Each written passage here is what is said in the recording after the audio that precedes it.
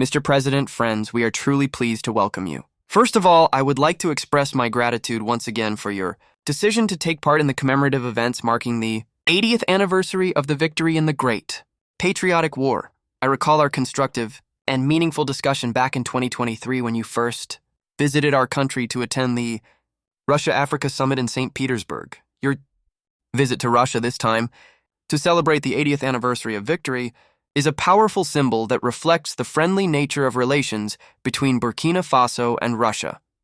I would also like to recognize your nation's contribution to the defeat of German Nazism and its allies. Around 30,000 Burkinabé soldiers fought alongside the anti-Hitler coalition under the leadership of the legendary French commander Charles de Gaulle. Today, we are united by a shared goal: to combat terrorism and extremism. We will continue to assist the Republic in restoring constitutional and lawful order and in the fight against illegal armed groups still active in certain regions of Burkina Faso.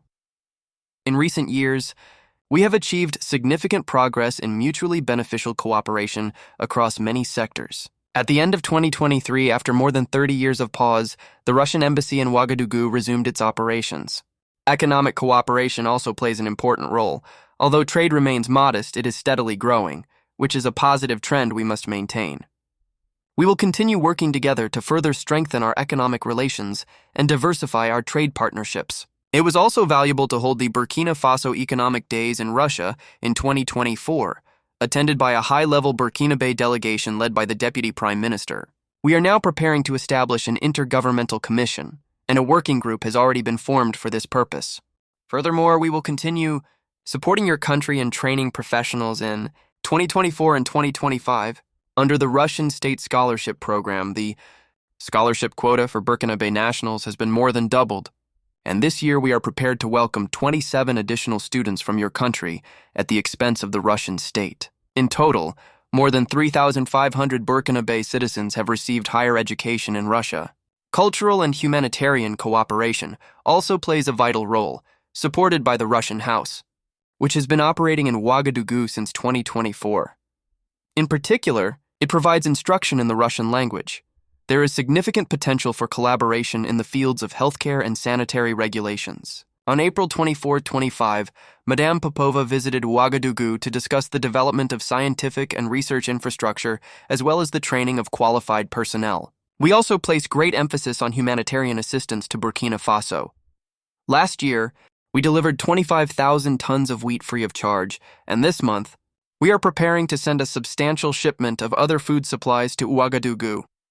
We deeply appreciate Burkina Faso's support across numerous international platforms, including the United Nations and other multilateral forums. A productive framework for cooperation is the ongoing dialogue between Russia and the Confederation of Sahel States.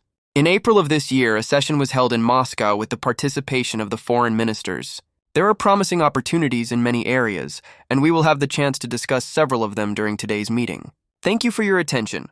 Thank you very much, Mr. President, and congratulations once again. I hope I pronounced my felicitations correctly. It is a great honor for me to take part in these commemorative events dedicated to the anniversary of the great victory, and I sincerely thank you for your invitation. It has truly been an honor for us. During this visit, I have learned a great deal about the culture and the history that form the foundation of the Russian people's resilience and struggle. I have learned about the immense sacrifices your people made, and it is thanks to those sacrifices that we are free today. Once again, I thank you for the invitation. This meeting gives us the opportunity to reflect on what is happening in the world today and to consider the prospects ahead. The challenges we face today must not deter us. In fact, these obstacles can serve as an advantage. Because despite the many sanctions imposed on the Russian Federation by various countries, Russia continues to maintain its strong and leading position on the global stage. We understand how difficult this is. I also had the honor of watching the parade, seeing the soldiers march before us, along with the impressive display of military equipment, including tanks. I saw the equipment that dates back to the times of World War II, as well as the modern military technology on display. We would like to see cooperation between our two countries grow rapidly and take on new shapes and forms. We sincerely thank you for your respect and support toward Burkina Faso. Today, I had the opportunity to visit the Mandela Institute, and we understand that beyond defense and security, Another vital area of partnership lies in science and education. We would like Russia to assist us in training and educating our youth so that we can develop our own industries, enterprises, machinery, and various types of manufacturing, all of which are essential for Africa's progress. We believe that the terrorism we witness today is a lingering consequence of imperialism, something we continue to resist. Once we end this conflict and build a strong army, we will be able to develop our homeland.